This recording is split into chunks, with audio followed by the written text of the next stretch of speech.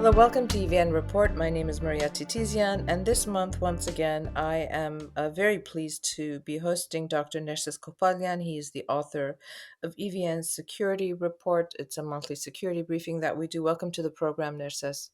Hi, Maria. Thank you for having me. This month's, February's security briefing was called Armenia's Hard Power Capabilities Navigating Defense Procurement. We're doing this podcast a little later than we usually would. We're already almost mid-March, but this is a very important security briefing, as they all are, but this one in particular was very interesting to me as well because it's a new realm that we've entered. And, we've gone from security diversification, which we've talked about endlessly on these podcasts, to procurement diversification of arms. And this month, you touched upon the international arms trade and procurement procedures. And, procuring arms isn't like going to a grocery store and saying this is what I want. It's a very complex, very complicated process that developed and developing countries struggle with. Now, one of the reasons why Armenia is now diversifying its procurement is because of Russia's refusal or inability to deliver armaments. And you wrote something that was really interesting. You said that we live in a region where hard power capabilities supersede all other factors shaping interstate relations and the importance of arms procurement at the moment for Armenia. Armenia now has access to Western armament, permission to acquire Western weapon systems, etc. How did that come about, Nerses? I mean, it's not. Again, it's something that we're taking for granted as we're seeing Armenia diversifying, but there's a long process behind that, isn't there? There is. It's a intercausal process. It began with the foreign and security diversification policies, and with the Western pivot. So we've spoken about this at the political and geopolitical level, but at the international level and in the interstate level between Armenia and countries from whom Armenia is right now seeking to procure arms and expanding its access to the international arms market, the arms trade generally is more political first, legal second, and then third, market oriented, right? So it's not purely an economic interaction. So Armenia, to answer your question, initially had a structural and a political problem that it was part of the CSTO. Right now, kind of is, but we've frozen it, so we're not, right? Realistically, so Armenia was part of the CSTO, was part of the Russian security architecture. It was part of all kinds of security arrangements with Russia, and this created legal problems with respect to various other countries in their ability to sell armaments to Armenia. So the confluence of political and legal interactions between Armenia's political configurations in the region and the legal components of the given countries from which Armenia would have liked to purchase weapons from pretty much had excluded us from the international market. And when we talk about the international arms market, we're basically talking about Western countries because these are the countries that have the most advanced technologies, the most advanced military industrial complexes, and they produce the more advanced weaponry. The prevailing logic was, although Russia isn't as advanced economically or technologically in relation to Western countries, its arms industry was just as good. And in that context, the assumption was having procurement access to Russia would at some level address this perceived parity that we're still having access to quality arms. Clearly, that proved to be completely off the mark. So, in that context, excluding that factor, our access to international arms markets, quality arm market, was non-existent, as you noted, and so the process necessitated both a pivot away from Russia to address the political legal factor that I spoke about a few seconds ago, and to allow Armenia to have access to Western arms markets. And what we have seen the last month is basically a byproduct of this year long process of diversifying, limiting, and then freezing relations with CSTO, lobbying, convincing, and negotiating with Western actors with respect to this diversification process, and then finally having access at this point to the French arms market which is one of the most advanced in the world. So the process had been rather complex.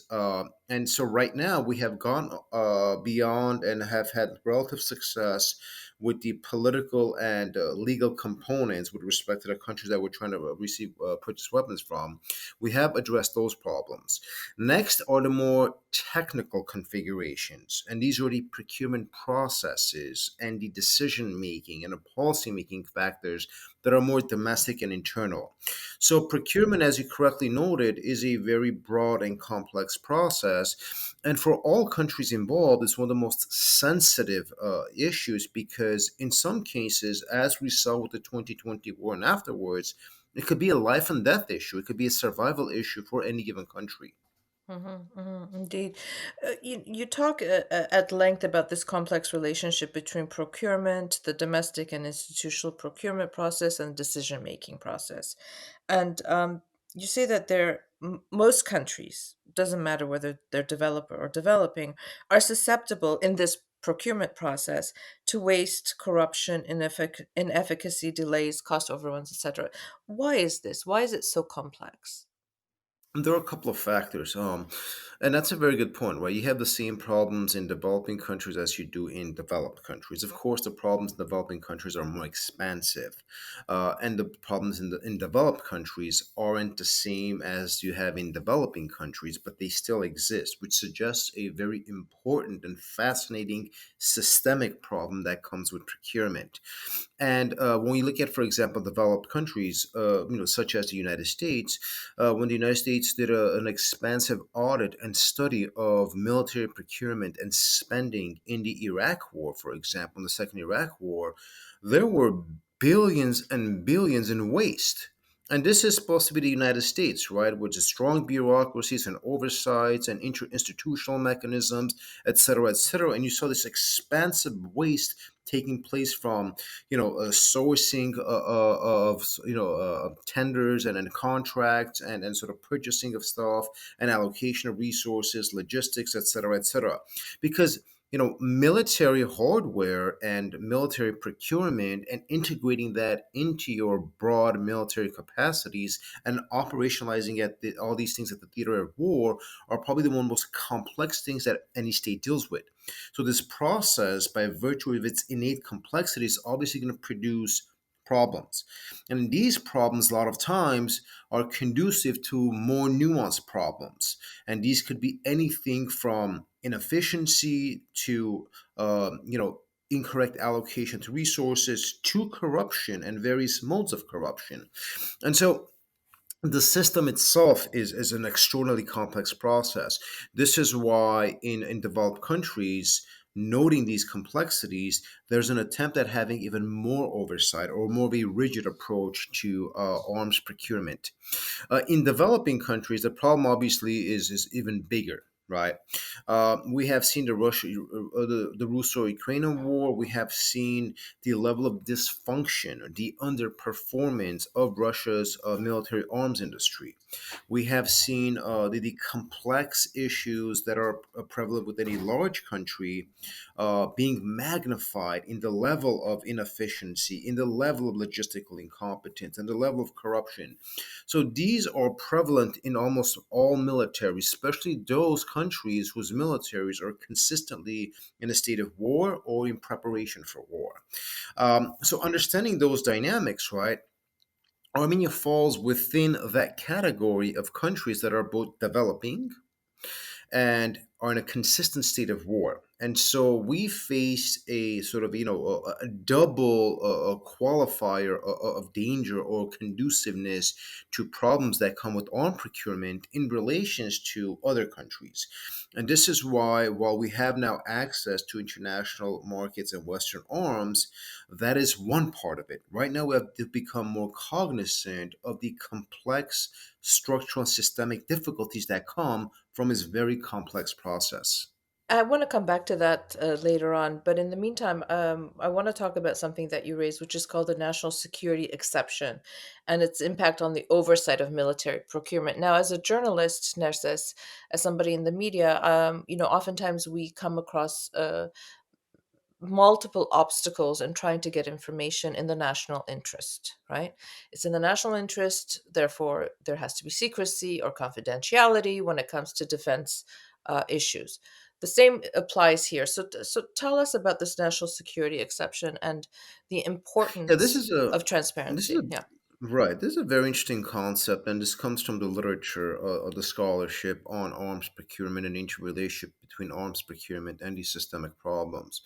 And what the scholarship has diagnosed is this concept known as a national security exception, which in essence is a modality of thinking and policy implementation that allows the military and the sort of the security apparatus or issues specific to military to be treated as something that is special and privileged. Hence the term exception.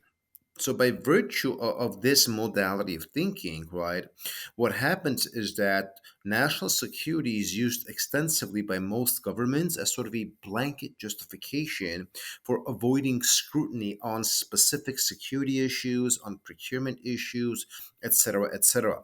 So, even for example, in cases where there might not be a necessity for confidentiality, but there may not be a necessity for claiming national security privilege.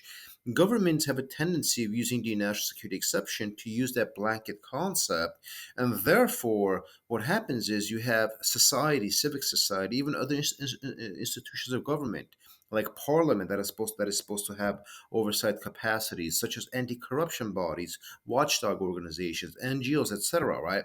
These structures become very limited and being able to genuinely observe and find shortcomings, which also is in the national interest, right? You want to see these shortcomings and correct them. But because of this national security exception, even these structures that could be helpful to observing errors, catching shortcomings, and offering solutions become basically excluded from the process. And so the national security exception of modality of thinking, which is prevalent, is considered to be one of the problems or one of the causal variables that makes the system, as I discussed, so conducive to all the problems that we have. So, one of the secrets from the scholarship is that countries that do a better job of addressing the national security exception concept also correlatively do a better job of addressing the shortcomings that are very common in procurement processes. Whereas countries that don't do a very good job of this end up having more problems. And as we've covered, as I wrote in the in the February briefing, a security report on this, the issue in the post-Soviet space is basically on a whole different level. Because the legacy of the Soviet Union, which basically leaked and became an important part of the security thinking in the post-Soviet space and the post-Soviet countries, is that security is not only privileged, but it's an innate part of political culture where even if you're democratizing, you don't talk about it because the institutions are designed that way, the modality of thinking is designed that way. Even the best intended, well-intended journalists, NGOs kind of shy away and engage in some kind of self-censorship because there is a culture of not touching that privileged sector of society and government. And this is an important diagnosis that the scholarship has made, saying that, listen, that's all understandable, but and we'll be speaking in anecdotal terms, right? But you do understand that giving this blanket special privilege can actually have counterproductive results. And this is sort of the more important nuanced treatment that we're trying to address of Armenia potentially dealing with, or perhaps getting ahead of the game and being proactive and not falling into the same trap that other countries have fallen into. Yeah, and you raise such an important point because the onus isn't only on the defense sector. It isn't only on the executive. It's also on parliament, on civil society, on the media community. I remember right after the 2020 war, I was speaking to a member of parliament, and we were talking about the unpreparedness of Armenia's military, and I was saying that, and he was surprised, and I said, but you're a member of parliament. Were you not briefed? Did you not know? He goes, well, when we were briefed, they told us everything was fine and we didn't question it, right? Right. Because the assumption was that, you believe or, but you don't question at all. And again, the complexity with Parliament is a little distinct, and we talked about I talk about this in the security report. So, in most countries, democratic or non-democratic, no one wants to question the military, right? Military, at some level, regardless of society, has a certain level of sacredness and a certain level of uniqueness, and so no member of Parliament, generally speaking, especially in a non-democratic society, is going to come up and basically question the activities of the military. And even in democratic societies, unless something is very blatant, nobody wants to basically expand their political capital and engage in this discourse, because then their political enemies could very easily label them as being, anti-national interest, anti-military, and that is a very, very sort of problematic place for a politician to be. So the incentive structure of the political electoral game uh, obviously promotes the national security logic and the whole thing that this is a very privileged, exceptional thing realm. You don't touch it. So there's that component. But what we're talking about here is instances where there's such underperformance, that there is such catastrophe and failure in military performance or in procurement. And even then, you don't see any specific oversight or transparency or accountability, then that just makes the system conducive to systemic and future shortcomings. And to kind of touch up on your point, right, 2020 is a perfect example where we understood the shortcomings, right? But there was no mechanism of attempting to address it. Journalists were not used to having conversations or having access to generals, right? This was not permissible.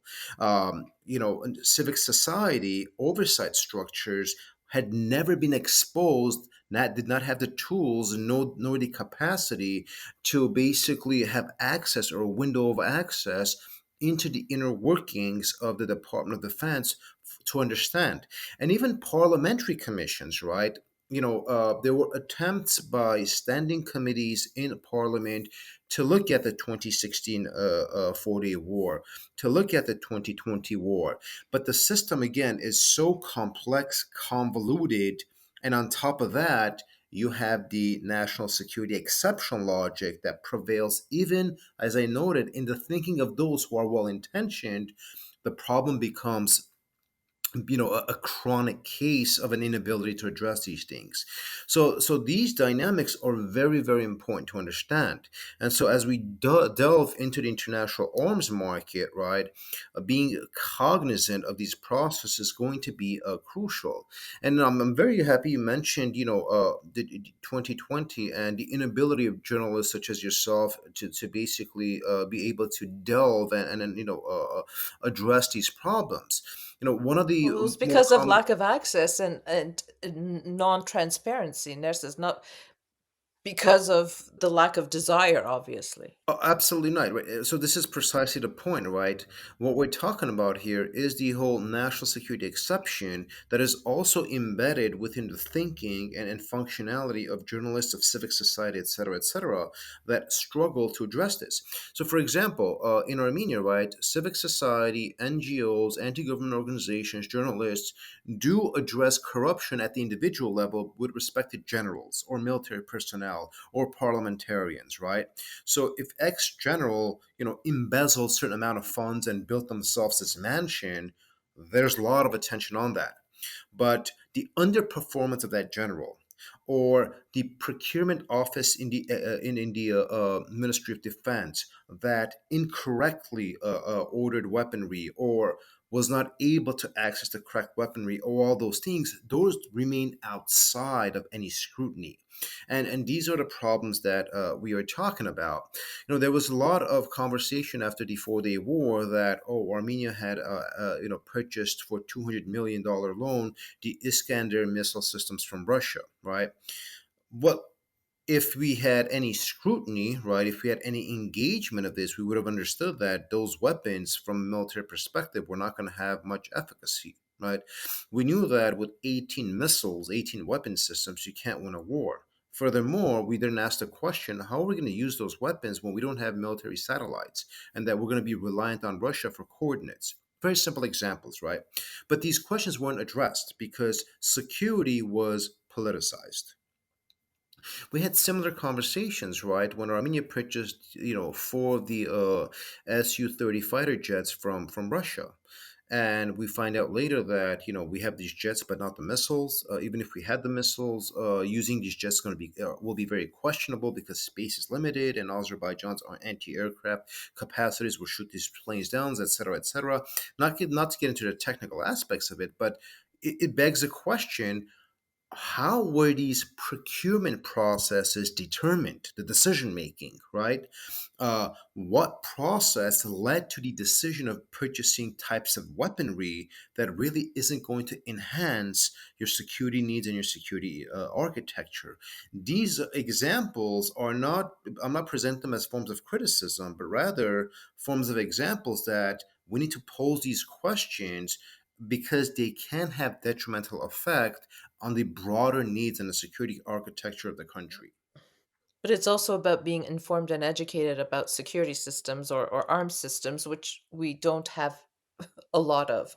Even do you know what I'm saying? As journalists, we wouldn't know to ask those questions because That we right, this that is we a very very good question. Right, and so journalists, for example, might not be systems experts to be able to pose those questions, but I think civic society watchdogs do have enough access to international organizations and sort of investigative journalism where they could have.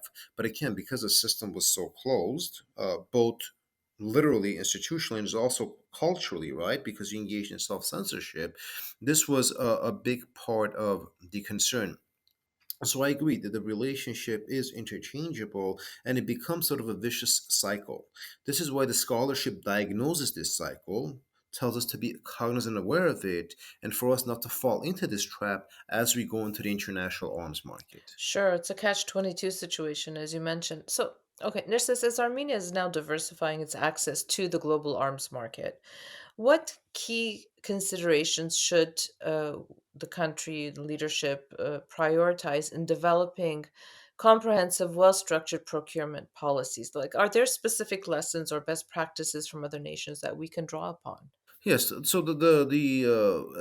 literature on this basically suggests three main areas, what we call three frameworks of guidance, and these are I include these in the report that could serve as sort of general guidelines to Armenia. The first one, you and I spoke extensively, right, is Armenia needs to develop mechanisms of addressing the national security exception concept, right?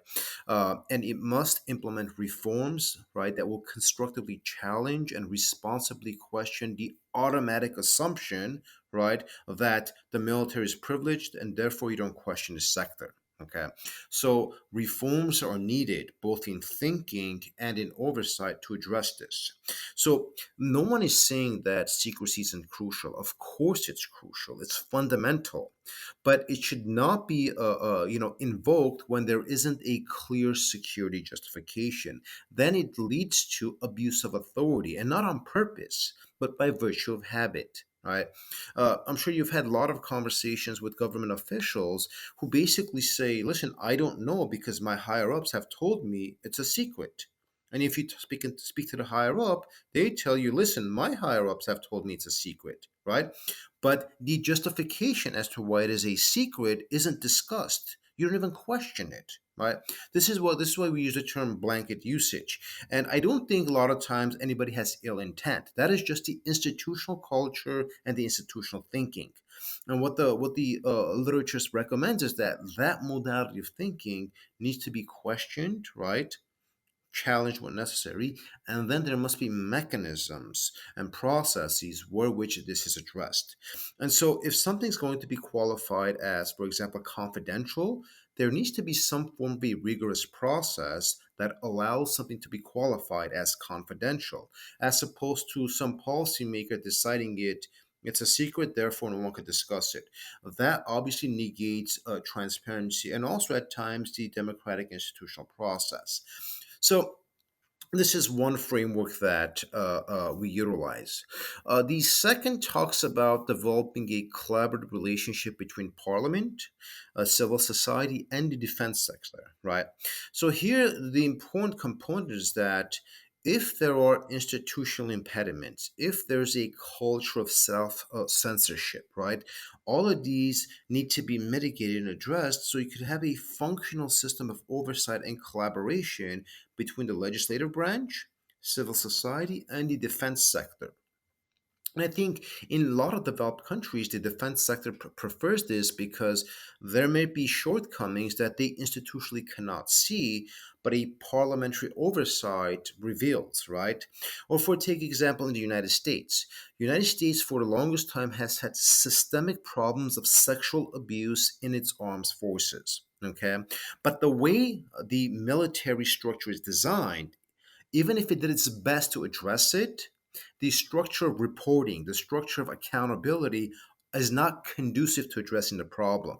But when journalists from outside, civic society, NGO come and observe and reveal and sort of expose it and become subject of conversation, the military becomes grateful because they understand there is a mechanism now of addressing a problem that themselves for over 30, 40 years, 50 years have not been able to address. So this is a simple example that a lot of times you need some external oversight and a collaborative capacity to address internal problems because self-correction of any institution isn't a given. And that's why the sort of the external stimuli, to use the scholarly terminology, is very, very important. So contextually, when we're talking about whether it's transparency or accountability, whether it's in demeanor, whether it's in relation to procurement, whether it's in relation to allocation of funds, waste, etc., all of these are interconnected. And this is why sort of, the scholarship says a collaborative relationship between parliament, civil society, and the defense sector is very, very important. And then the third framework that the scholarship talks about that I include in the report is the need to have a sort of a rigorous structuring of all these stages of the procurement process. And this goes back to our examples of, why did Armenia decide or how did Armenia decide to purchase the Iskander missile systems, right? How did Armenia decide, for example, we don't talk much about this, but during the 2020 war prior to that, Armenia went and purchased a lot of sort of anti-missile systems from Jordan, which were third-hand weaponry from the 70s and 80s. They underperformed. How was this decision made? Again, it's not a criticism, I'm trying to understand the process. And again, what was the decision-making process that led to Armenia to purchase these Su-30 fighters that we were never going to use? Okay, right? So, the third framework suggests, is there a rigorous, right, oversight and a staging process where you thoroughly go through each of the procurement process, decision making, policy making, implementation, bidding process, right, procurement policies, and then the oversight that comes with this into making a final decision. So, for example, recently Armenia's purchase of various orders of arms from India did follow some of these important procurement processes, right? We know that we had a team of experts in India for over a month observing, doing a needs assessment, and then negotiating and coming to a decision making, right? This wasn't as if the prime minister picked up the phone, had a conversation with, Prime Minister Modi of India, and he said, "I'll send you two of these," and he said, "Great, I'll take three of that," and that's the case, right? You didn't have this, so the technical, input of experts is very, very crucial, and of course the financing of it, right? There are a lot of budgetary context that is being revealed. We, for example, know how many batches of weapons have been purchased, what the costs are, etc., because society has a right to know. This is taxpayer money. So these are some examples, okay? Of course, and then there is a secrecy component, which the procurement process and the stages can conceal, but again, in a fashion that is rigorous and justified. For example, with respect to the procurement from France, there are some things that reveal, but then there are some advanced systems that Armenia is going to have access to that cannot be revealed because you're in a state of war and you cannot reveal these things to the enemy. So the two are not always in contradiction with one another if there is a rigorous procurement process where all the stages follow a healthy set of guidelines. Right. It seems that the decoupling from Russia's security architecture is now forcing Armenia to enhance and improve its own policies in terms of procurement of weaponry. Whereas before it was just, I guess, like you said, Pashinyan calling Putin or Sarkisian calling Putin and saying, "I'm going to order two of these." It's Yeah, almost so. Sometimes when you're in a really bad situation, it forces you to improve those areas that need to be desperately improved. most definitely, it's a very very good point. Where organically, right, by virtue of diversifying, Armenia also now has to reform and enhance and strengthen its procurement process. And an important part of this also, and is inherent to the conversation we're having, is to depoliticize the procurement process, right? And so, whereas in the past, not just the current government, in the past governments, right? And this is a question, it's not a question of blame. If Armenia needs a certain type of weaponry and, a bunch of generals in Russia or the Kremlin said, this is what you need to buy, politically, it was not feasible to push back. So you conceded. Okay. We have to be honest that sometimes, yes, the leadership of a weaker country that is dependent on a more powerful country simply has to go through the procurement process because it is imposed upon them. So that's something that we also definitely need to be cognizant of it. Therefore, the diversification process is so important, and having an expert-driven and needs-based process as well. But to kind of touch up on this situation isn't unique to Armenia as well. There's a lot of discourse on why, for example, Saudi Arabia purchases so much weapons from the United States. Is a lot of the arguments there, and this is a lot of it is empirically based, is that because Saudi Arabia wants to remain the good graces of the United States, so being a very big market for the American arms is in the strategic interest of Saudi Arabia. Now, does Saudi Arabia need all of those weapons? Probably not. So there is an important political process involved there as well. So depoliticization is important, but sometimes it's also part of the game. And while the article doesn't talk about that, we're talking about the more technical aspects of it. Down the line, of course, we also have to be cognizant of the political dynamics that shape the institutional and bureaucratic process. Nerses, thank you. This was really one of my favorite security briefings, and we had a really great conversation around this. And I think it's so important for us to understand Armenia's hard power capabilities and how we have to navigate the procurement of weapons and armaments so that we can achieve some parity. And with Azerbaijan, and this is the only way to ensure peace in the region, isn't it? Unfortunately.